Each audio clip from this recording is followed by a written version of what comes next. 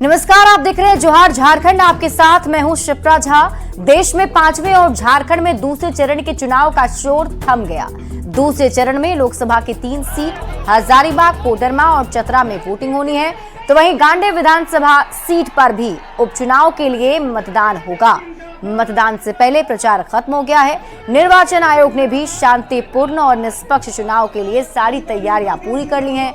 लोकसभा की ये तीनों सीट बीजेपी के लिए काफी अहम है, क्योंकि चतरा और हजारीबाग में बीजेपी ने वर्तमान सांसदों का टिकट काटकर नए उम्मीदवारों को मैदान में उतारा है। हजारीबाग में तो बीजेपी उम्मीदवार मनीष जायसवाल का मुकाबला बीजेपी से कांग्रेस में शामिल हुए जेपी पटेल के साथ है। कोडरमा से बीजेपी की ओर से केंद्रीय मंत्री अन्नपूर्णा देवी और इंडी गठबंधन की ओर से माले विधायक विनोद सिंह मैदान में हैं। बात करें चतरा की, तो कांग्रेस से के त्रिपाठी और बीजेपी से काली चरण सिंह में टक्कर होने वाली है। सभी ने प्रचार में अपनी पूरी ताकत झोंक दी थी। अब फैसला जनता के हाथ में है।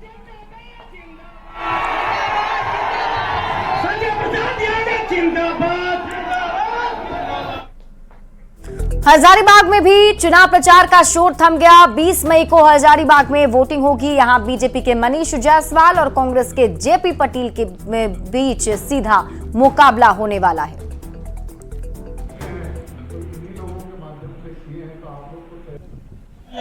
हजारीबाग लोकसभा क्षेत्र में 20 मई को जो है मतदान होना है, जिसको लेकर कई राजनीतिक दल के जो पार्टी के उम्मीदवार थे वो अपने अपने स्तर से जनसंपर्क अभियान में जुड़े हुए थे। बताते चले कि आज वो जो प्रचार प्रसार है वो थम चुका है। अगर बात की जाए तो हजारीबाग लोकसभा क्षेत्र में बीजेपी और कांग्रेस के जो उम्मीदवार है वो जीत की दावा कर रहे हैं। दोनों अपने अपने स्तर से जो है जनता के बीच पहुंचते हैं। हजारीबाग की अगर हम बात कर ले तो बीजेपी के जो उम्मीदवार मनीष जायसवाल है उन्होंने जो है लगभग 75 दिनों तक जनसंपर्क अभियान चलाया, तो वहीं दूसरी ओर जयप्रकाश भाई पटेल जो कांग्रेस के उम्मीदवार है उन्होंने 40 दिनों से अधिक का जो है वो जनसंपर्क अभियान चलाया है। अब देखना यह होगा कि जनता जो है किन्हें आशीर्वाद देती है और इस बार हजारीबाग लोकसभा क्षेत्र से जो सांसद है वो चुनकर कौन आ पाते हैं। सुशांत सोनी, न्यूज 18 हजारीबाग।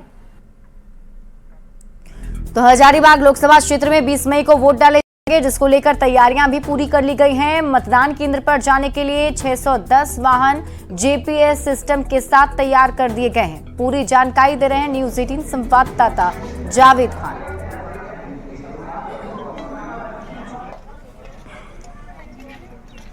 हजारीबाग लोकसभा क्षेत्र में 20 मई को मतदान होंगे। इस वक्त मैं मौजूद हूँ हजारीबाग लोकसभा क्षेत्र के रामगढ़ कॉलेज स्थित वाहन कोषांग में। आप देख सकते हैं यहाँ पर कुल 610 वाहनों को चुनाव कार्य में लगाने के लिए लाया गया। आप देख सकते हैं इन वाहनों का डिपार्चर 19 मई से किया जाएगा। आप देख सकते हैं इन वाहनों में यहाँ पर जीपीएस भी लगाया गया, जिससे वाहनों को यहाँ पर ट्रैक किया जा सकता है। देख रहे हैं दरअसल ये वाहन के चालक हैं, इनसे हम सीधे बात करेंगे। बताइए आपका क्या नाम है? सुरेश प्रसाद साहू। यहाँ कब से आपकी गाड़ी लगी है? 16 तारीख से। 16 तारीख से लगी। आप वोट दे दिए? वोट नहीं दिए। वोट और सब सुविधा यहाँ पर मिल रहा है क्या? कब से आप हैं? हमें 15 तारीख से सर। सारी सुविधा यहाँ पर मिली हुई है। वोट आप दे दिए? नहीं सर, हम लोग तो रांची आपके लिए। अच्छा, वहाँ पर हम लोग 25 को है। एसपीआर कोटा में हम लोग। अच्छा, रिजर्व में आप लोग? रिजर्व में है। यहाँ जिला प्रशासन को पहला बात तो मैं धन्यवाद देना चाहता हूँ कि यहाँ का जो व्यवस्था है, अब लोकसभा चुनाव का बहुत अच्छा व्यवस्था है और लोकसभा का जो व्यवस्था किया गया प्रशासनिक पदाधिकारी के तरफ से बहुत ही सुंदर है। गाड़ी में जीपीएस लगाया गया ट्रैक के लिए और सब ड्राइवर लोग को खर्चा पानी सबको दिया जा रहा है समय समय पर, और तेल भी दिया जा रहा है और अपने अपने गंतव्य के लिए 19 तारीख को रवाना होंगे। और इसमें कोई दिक्कत, हाँ, वोट का भी दिया गया है सुविधा, वोट भी दिया गया है, इसमें कोई दिक्कत नहीं है। यहाँ जो ड्राइवर हैं या जो उसके उप चालक हैं वे खुश हैं यहाँ की व्यवस्था से, और 19 तारीख को इन्हें मतदान केंद्रों पर सुबह में भेजा जाएगा। जावेद खान, न्यूज 18 रामगढ़। मंत्री आलमगीर आलम पर बीजेपी ने बड़ा हमला बोला है। नेता प्रतिपक्ष अमर बाउरी ने कहा कि आलमगीर आलम को इस्तीफा दे देना चाहिए। अमर बाउरी ने राहुल गांधी को भी आड़े हाथों लिया और कहा कि राहुल गांधी सबको गारंटी दे रहे हैं, तो उन्हें ये गारंटी भी देनी चाहिए कि भ्रष्टाचारी लोगों से इस्तीफा लिया जाएगा।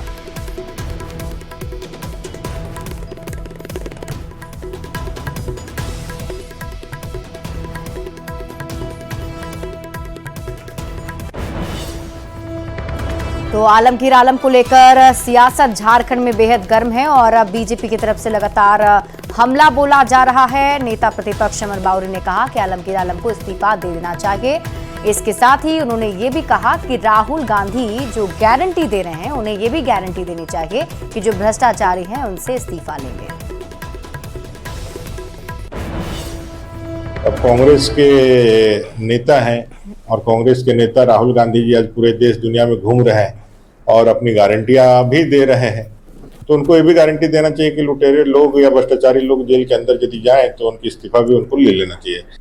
धनबाद से कांग्रेस उम्मीदवार अनुपमा सिंह बोकारो दौरे पर पहुंची। उन्होंने चास प्रखंड के ग्रामीण इलाके में जनसंपर्क किया और लोगों से 25 मई को मतदान करने की अपील की। कांग्रेस उम्मीदवार ने कहा कि इस बार बदलाव के लिए और महिलाओं को मजबूत करने के लिए एक महिला उम्मीदवार मैदान में खड़ी है। उन्होंने दावा किया कि धनबाद में इस बार बदलाव होगा और इंडिया गठबंधन मजबूत होगा। अभी शुरू हुआ हमारा ये चास से बोकारो से लेकर चास तक का दौरा, तो लोगों को पता भी नहीं था, फिर लोग मुझे आशीर्वाद देने के लिए आए। इसके लिए मैं आपके माध्यम से सभी मेरी जनता को मैं धन्यवाद कहना चाहती हूँ। 25 मई को धनबाद और गिरिडीह में लोकसभा चुनाव होने वाला है। इसे लेकर सभी राजनीतिक दल अपनी जीत सुनिश्चित करने के लिए जनसंपर्क करते हुए कार्यकर्ताओं को जीत का मंत्र दे रहे हैं। इसी बीच आजसू सुप्रीमो सुदेश महतो ढुल्लू महतो के चिटाही आवास पहुंचे और एनडीए समर्थित सभी दलों के बाघमारा के कार्यकर्ता संवाद कार्यक्रम में शामिल हुए। इस दौरान बड़ी संख्या में नेता और कार्यकर्ता मौजूद रहे। हर तरह का सहयोग मिल रहा है, हर तरह की मदद मिल रहा है। आजसू का संगठन का, हमारे भारतीय जनता पार्टी का, लगभग सारे संगठनों का हम लोग एक होकर चुनाव लड़ रहे हैं और सारे पार्टी एक दूसरे को मदद करके हम लोग पूरे तरीके से अच्छे से ढंग से हम लोग चुनाव जीतेंगे। भारतीय जनता पार्टी के पूरे बाघमारा इकाई के और जितने सहयोगी इकाई के पदाधिकारियों के साथ संवाद कार्यक्रम है और आने वाले जो अभी चुनाव हमारा है गिरिडीह का, उसी के संदर्भ में थोड़ी चर्चाएं होंगी और जो आंकड़ा पिछला था उससे बड़ा आंकड़ा कैसे आए। झारखंड में बीजेपी शासित राज्यों के मंत्रियों और नेताओं के आने और प्रचार करने का सिलसिला जारी है। छत्तीसगढ़ के भी कई मंत्री और बीजेपी के बड़े नेता प्रचार कर रहे हैं। इसे लेकर छत्तीसगढ़ की जशपुर से विधायक रायमुनी देवी ने कहा कि उन्हें रांची लोकसभा क्षेत्र की जिम्मेदारी सौंपी गई है। अभी तक कई क्षेत्रों में दौरा कर चुकी हैं। उन्होंने दावा किया कि पीएम मोदी और अमित शाह के प्रचार का प्रभाव पड़ा है और रांची में बीजेपी की ही जीत होगी। झारखंड और छत्तीसगढ़ ट्राइबल बहुल क्षेत्र है और जिस प्रकार भारतीय जनता पार्टी की परिपाटी रही है, कैडर बेस्ड पार्टी है, जब भी छत्तीसगढ़ में चुनाव होता है झारखंड के भी नेता विधायक मंत्री लोग छत्तीसगढ़ में जाके अपना सहयोग देते हैं। हम भी उसी प्रकार झारखंड में सहयोग करने आए हैं और इस बार निश्चित 400 पार होगा। छत्तीसगढ़ के मंत्री से लेकर कार्यकर्ता तक झारखंड में अपनी ताकत झोंक रहे हैं। इसको लेकर बीजेपी का कहना है कि छत्तीसगढ़ के नेता सुदूर इलाकों में जाकर भी अपनी जिम्मेदारी निभा रहे हैं। यही बीजेपी की खूबसूरती है। वहीं बीजेपी नेताओं के दौरे को लेकर कांग्रेस तंज कस रही है। कांग्रेस का कहना है कि बीजेपी डरी हुई है, इसी वजह से दूसरे प्रदेशों के नेताओं को प्रचार के लिए बुलाया जा रहा है। छत्तीसगढ़ से 40 जो नेता कार्यकर्ता हैं उनका एक बड़ा समूह आया हुआ है। रामविचार नेताम जी भी हैं, अनेक मंत्री हैं, अनेक विधायक हैं, अनेक वरिष्ठ कार्यकर्ता हैं। वो लगातार पार्टी को, प्रदेश इकाई को जहां उनकी आवश्यकता होती है उनको लगाया जा रहा है चुनाव कार्य में। सुदूर क्षेत्रों में जाकर वो कैंप कर रहे हैं और जहां उनको जो दायित्व मिल रहा है उसको बखूबी निभा रहे हैं और भारतीय जनता पार्टी की यही खूबसूरती है साहब। देखिए, स्वाभाविक है जो प्रथम चरण का चुनाव जो झारखंड में हुआ है उससे इनकी जमीन हिल चुकी है, शायद इसलिए, और इनके यहाँ तो नेता और नेतृत्व का ऐसे ही अभाव रहा है पूरे देश स्तर पर। आयातित नेताओं के भरोसे ही भारतीय जनता पार्टी राजनीति करती चली आई है। पाकुड़ के लिट्टीपाड़ा विधानसभा के चितलो फार्म के आम बागान में बीजेपी बूथ स्तरीय कार्यकर्ता सम्मेलन आयोजित की गई। बीजेपी प्रदेश अध्यक्ष बाबूलाल मरांडी ने कार्यक्रम को संबोधित करते हुए कहा कि झारखंड राज्य बीजेपी की देन है। जेएमएम के नेता केवल झूठ बोलकर आदिवासी समाज का वोट लूटना चाहते हैं। फिर से प्रधानमंत्री बनाना, यही निवेदन और यही अपील करने के लिए आया। मैं आज कह रहा हूं कि इस राज्य के अंदर में जिन लोगों की सरकार है, जेएमएम की सरकार है, कांग्रेस पार्टी की सरकार है, लेकिन ये लोग तो झारखंड के विरोधी रहे हैं। पीएम मोदी रविवार को जमशेदपुर की घाटशिला की धरती पर जनसभा को संबोधित करने वाले हैं और इस दौरान बाबूलाल मरांडी और कई दिग्गज नेता भी उनके साथ मौजूद रहेंगे। इसको लेकर बीजेपी विधायक दल के नेता अमर भावरी ने कार्यक्रम स्थल का जायजा लिया है। देखिए न्यूज 18 संवाददाता आशीष तिवारी की रिपोर्ट। लोकसभा सीट को लेकर तमाम प्रत्याशियों ने अपनी ताकत झोंक दी है और एक एक वोट के लिए लोगों के घर तक पहुंच रही है। मगर भारतीय जनता पार्टी अब मास्टर स्टॉक लगाने की जा रही है और कल देश के प्रधानमंत्री नरेंद्र मोदी का जमशेदपुर घाटशिला में दौरा है और सीधे तौर पर जुड़ते हैं हमारे भाजपा के विधायक दल के नेता अमर भावरी जी से। सर, कल मोदी जी आ रहे हैं, क्या कुछ तैयारी है, कौन कौन रहेंगे उनके साथ? आदरणीय मोदी जी का कार्यक्रम है और अपने जमशेदपुर के लोकप्रिय प्रत्याशी विद्युत चरण महतो जी के लिए वो प्रचार के लिए आ रहे हैं। आदरणीय मोदी जी को सुनने के लिए लोग लालायित रहते हैं। झारखंड से उनका विशेष लगाव है। लाखों की संख्या में कल भीड़ जो है और जनता जो है उनको सुनने के लिए आ रही है। एक तरफ प्रधानमंत्री जी का दौरा है, उसको लेकर Bharatiya Janata party master stock कर रही है, मगर झारखंड के मुख्यमंत्री चंपई सोरेन कह रहे हैं कि इससे कोई झारखंड को फर्क नहीं पड़ने वाला। देखिए, 4 जून को जब रिजल्ट आएगा तो क्या बहाना बनाएंगे वो पूछ के उनके रख लीजिए। इनके जितने भी दावे या जो भी बातें हैं वो जनता अब सुनने के लिए तैयार नहीं है।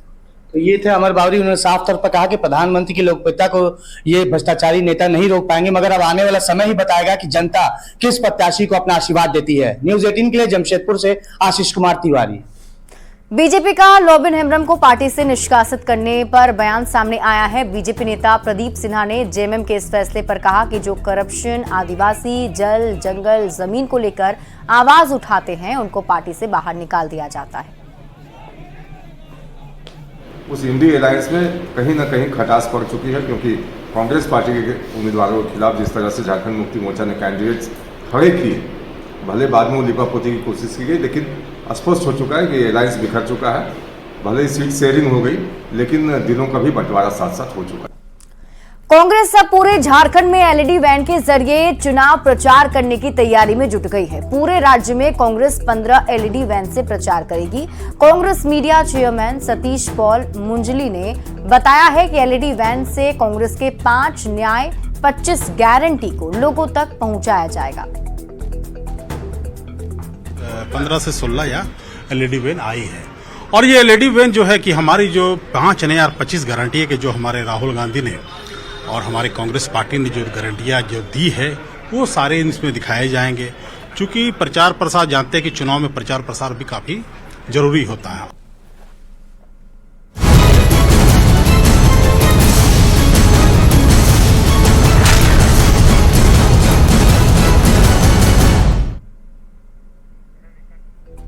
और अब बात करते हैं झारखंड की कुछ अन्य खबरों की। गढ़वा के कैलान गांव में वनकर्मियों के ट्रैक्टर पकड़ने का गांव वालों ने विरोध किया है। गांव वालों का विरोध देखते हुए वनकर्मियों को जब्त ट्रैक्टर को छोड़ना पड़ा।